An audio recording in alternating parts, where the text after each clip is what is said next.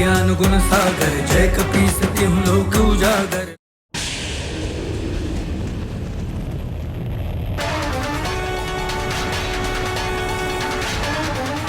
मैं तो देवराज की अनुमति से ही माँ को यहाँ से लेकर जाऊंगा।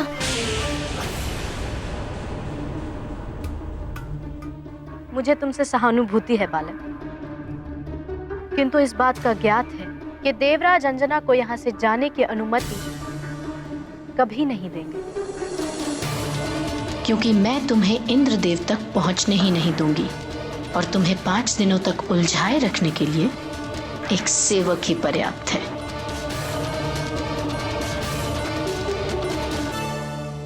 अरे मौसी जी,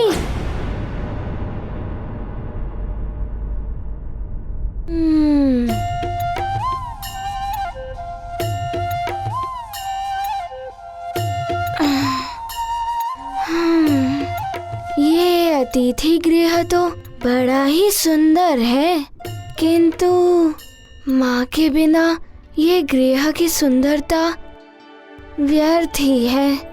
माँ दर्शन का मिलानंद, पुलकित है हनुमत का मन। सरल हृदय से पूछा प्रश्न, उर्वशी छुपा रही विष का दंश। बाल हृदय ये जान न पाया, मित्र भेष में शत्रु आया। छल कपट का नहीं कोई ज्ञान, निश्चल अबोध है हनुमान। अब सबसे पहले तो ये ज्ञात करना होगा कि देवराज इंद्र कब लौटेंगे और मैं उनसे कहाँ मिल पाऊंगा। मैं तब तक कुछ और सोचता हूँ।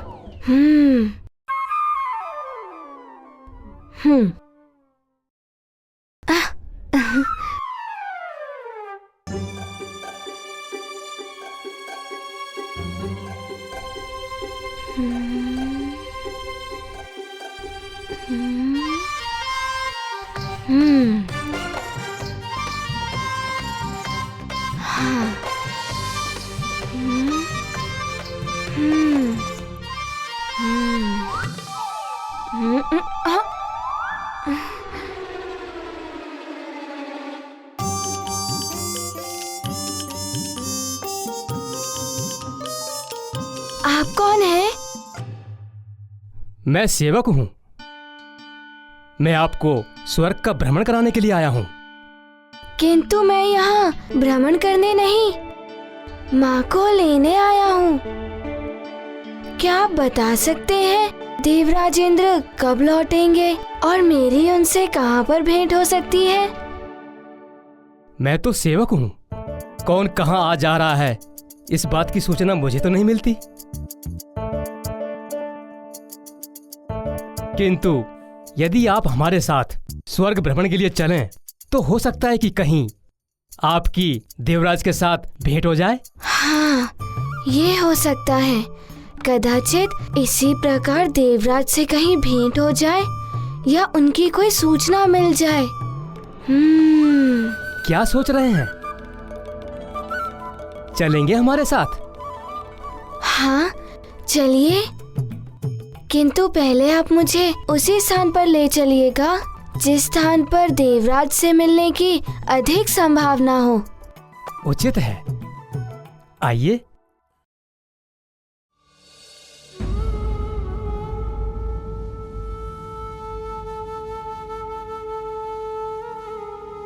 ये कैसी विडंबना है। मेरा पुत्र यहाँ स्वर्ग में होते हुए मेरे पास नहीं रह सकता। पुंजिक स्थला, तुम माँ होकर भी अपने पुत्र के जीवन को संकट में क्यों डालना चाहती हो? ये तुम क्या कह रही हो? कैसा संकट? स्वर्ग के नियम कितने कठोर हैं, ये तो तुम्हें ज्ञात है ही। और उर्वशी के हठ को भी तुम जानती हो। देवराज को भी उसकी बातें माननी पड़ती है। यदि ऐसे में हनुमान यहाँ से 5 दिन में नहीं गया तो क्या होगा? तो मैं क्या करूं? मुझे तो कुछ समझ में नहीं आ रहा। तुम्हारी पुरानी सखी हूँ, इसलिए तुम्हें सतर्क करना मेरा कर्तव्य था। अब तुम्हें क्या करना है और तुम्हारी सहायता कौन कर सकता है, ये तुम्हें ही सोचना होगा।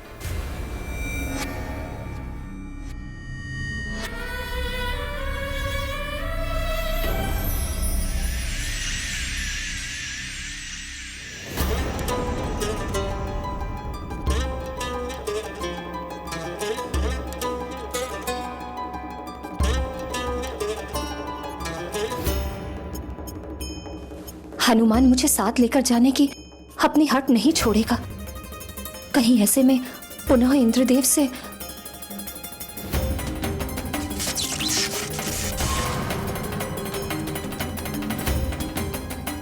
नहीं नहीं,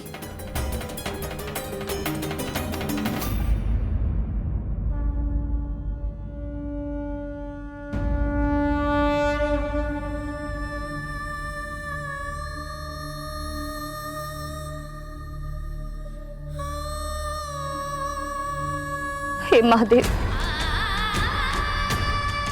इस अभागिन मां पर दया कीजिए। मेरे पुत्र पर कोई संकट न आने पाए। अब आप ही कोई उचित समाधान बताइए प्रभु।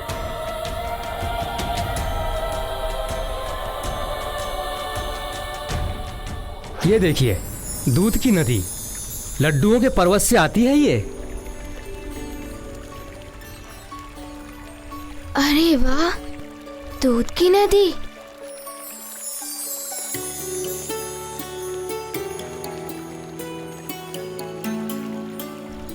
अरे वाह, और लड्डुओं का पहाड़। किंतु आप मुझे यहाँ क्यों लाए हैं?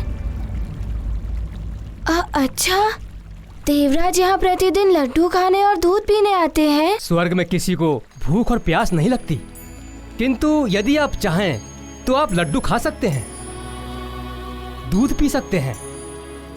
लड्डू तो मुझे अच्छे लगते ही हैं, किंतु माँ के हाथ के बने हुए। वैसे भूख तो मुझे बहुत तीव्रता से लगी है। जब तक मुझे माँ को यहाँ से ले जाने की अनुमति नहीं मिल जाती, तब तक मैं कुछ ना ही खाऊंगा और ना ही पीऊंगा। पुनः सोच लीजिए, स्वर्ग की ये वस्तुएं धरती पर नहीं जा सकती।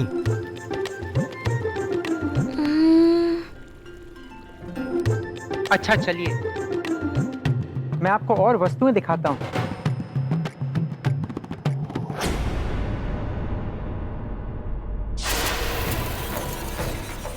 बहुत अच्छे सेवक, इसी प्रकार 5 दिनों तक उलझाए रखो हनुमान को। किंतु यदि इसी मध्य देवराज लौट आए तो उनके लिए भी कुछ व्यवस्था करनी होगी मुझे।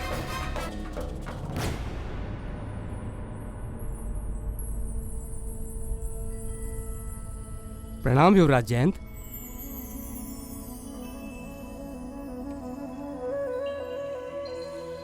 मैं जयंत हूँ, देवराज इंद्र का पुत्र।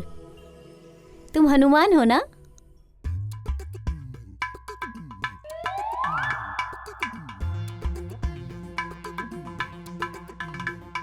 अरे वाह हनुमान, तुम्हारी पूंछ तो बहुत ही सुंदर है।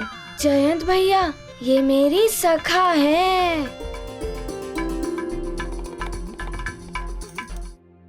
अच्छा हुआ जयंत भैया, आप मुझे मिल गए। मुझे आपके पिताश्री से मिलना है। क्या आप बता सकते हैं कि आपके पिताश्री कहाँ हैं? पिताश्री से भी भेंट कर लेना, लेकिन अभी तो तुम्हें माताश्री ढूंढ रही हैं। माँ, मैं अपनी माँ से मिल सकता हूँ? मैं अपनी माता की बात कर रहा हूँ। मेरी माँ तुम्हें ढूंढ रही है। चल रहे हो ना मेरे माँ के पास?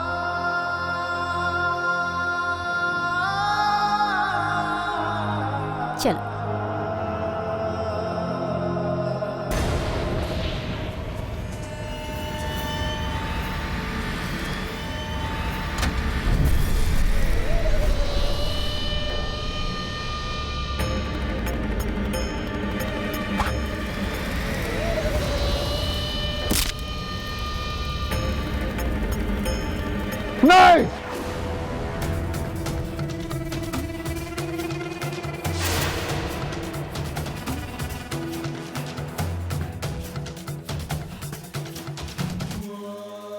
मेरी मृत्यु का बाण। प्रणाम रानी माँ। आयुष्मान भव। आओ पुत्र हनुमान, देखो हमने तुम्हारे लिए विशेष प्रकार के व्यंजन बनवाए हैं।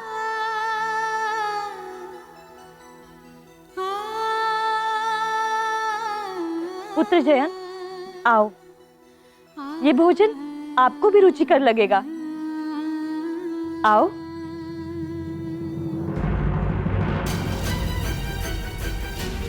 ये क्या है माँ?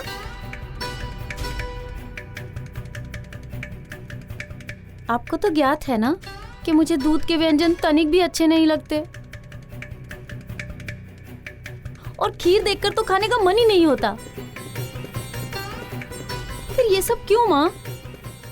ऐसा नहीं कहते पुत्र, खाकर तो देखो, तुम्हें अच्छा लगेगा। और ये सारा भोजन मैंने स्वयं अपने हाथों से बनाया है। तो पूछ लिया होता एक बार कि मैं क्या खाऊंगा। आप रहने ही दीजिए, मुझे जो अच्छा लगेगा मैं स्वयं ही ले लूंगा। जाइए, मेरी पसंद का भोजन ले आइए। जी युवराज।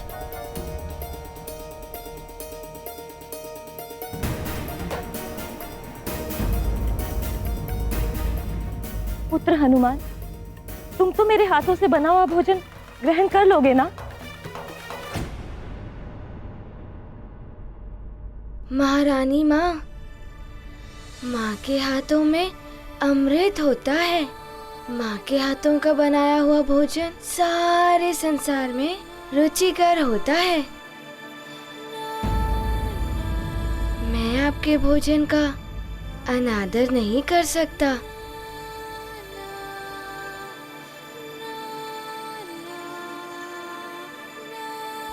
किंतु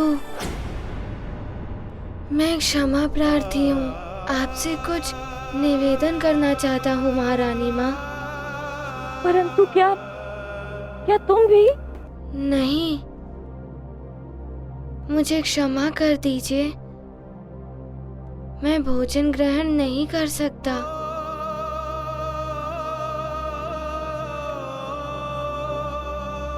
इसीलिए नहीं कि ये भोजन रुचिकर नहीं है। आपने भी मेरी माँ के भांति प्रेम से ये भोजन बनाया है हम दोनों के लिए।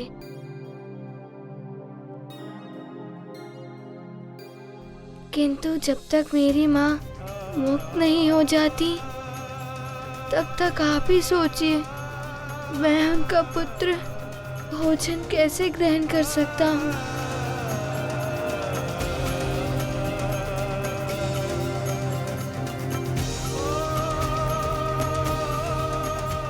मैं एक निवाला भी नहीं खा सकता। जब तक माँ मुक्त नहीं हो जाती, तब तक मेरा किसी कार्य में ध्यान भी नहीं लग सकता। प्रेम भाव से जो भी बनाती, माँ भोजन में अमृत मिलाती। मात प्रेम जो समझ न पाया, भाग्यहीन वो कहलाया। हनुमत करते माँ का ध्यान, कैसे ग्रहण करें पकवान। माँ को बंधन मुक्त करेंगे, फिर हनुमत निज भूख हरेंगे। गाथा महाबली हनुमत की, रुचिकर लीला राम भगत की। जय जय जय रघुनंदन राम, जय जय जय महाबली हनुमान। योगिनी,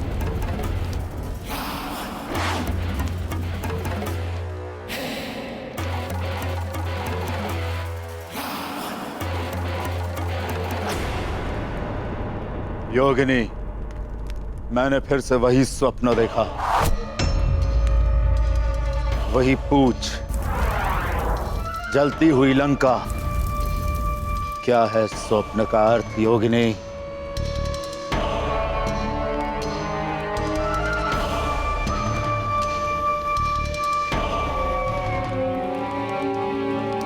उस वानर से जुड़ा है नर, है संबंध कोई निकट का। सावधान हो जाओ दशानन, संगम इनका बड़े निकट का। दशानन, नर और वानर संकट है आपके लिए। वो वानर तो स्वर्ग गया है अपनी माँ को लेने, किंतु वो नर अभी भी पृथ्वी पर किसी अज्ञात स्थान पर पल रहा है। तो उस वानर के स्वर्ग के लौटने के पूर्व ही मैं अपने सर्वश्रेष्ठ गुप्तचरों के द्वारा उस नर रूपी नारायण का पता लगाकर उसे समाप्त कर दूंगा, मिटा दूंगा उसे।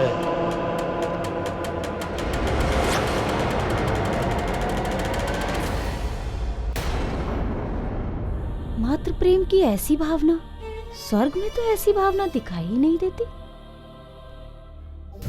माँ, आपके बनाए हुए भोजन का अनादर करके मैंने बड़ी ही भूल की है। मुझे क्षमा कर दीजिए। नहीं पुत्र,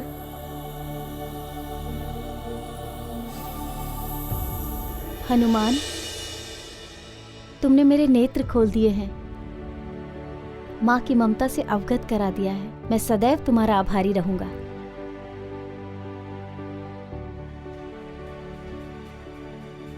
तुम्हारे जैसे पुत्र की कामना तो हर माँ करती है हनुमान।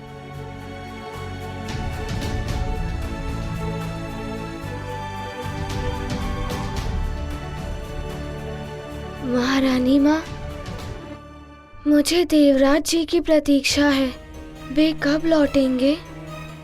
हाँ हनुमान, देवराज जैसे ही आएंगे मैं स्वयं उनसे तुम्हारी भेंट करवाऊंगी और तुम्हारा पक्ष भी रखूंगी। हनुमान, संसार में हनुमान जैसा पुत्र जिस माँ का हो, उस माँ को कोई कैसे उसके पुत्र से दूर कर सकता है। मुझे विश्वास है विजय तुम्हारे उस विश्वास की होगी जिसके भरोसे तुम यहाँ स्वर्गलोक तक अपनी माँ को लेने के लिए आ गए। क्या किसी को ज्ञात है देवराज कब लौटेंगे?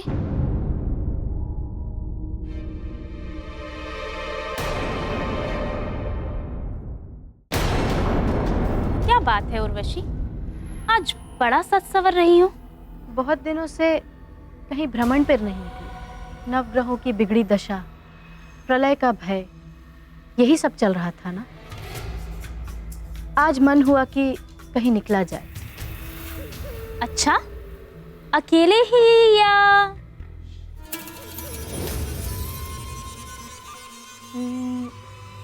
मन तो है कि इंद्रदेव को साथ ले जाओ, किंतु वो है कहाँ? स्वर्ग में तो है नहीं। किंतु आएंगे तो यही ना, इसीलिए मैं पहले से ही सज्जित होकर बैठी।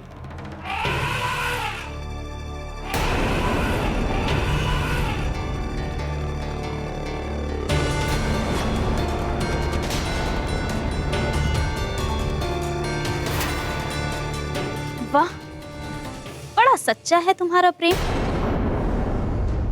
उन्हें स्मरण किया और वो आ गए। कहीं ऐरावत की चिंगाड़ हनुमान के कानों तक ना पहुंच गई हो।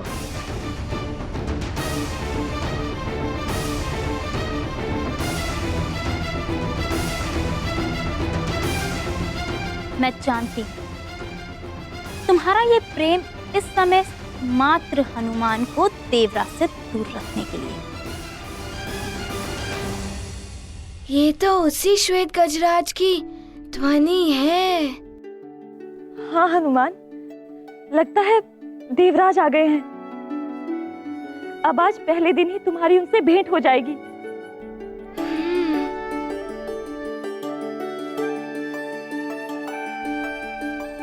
माँ,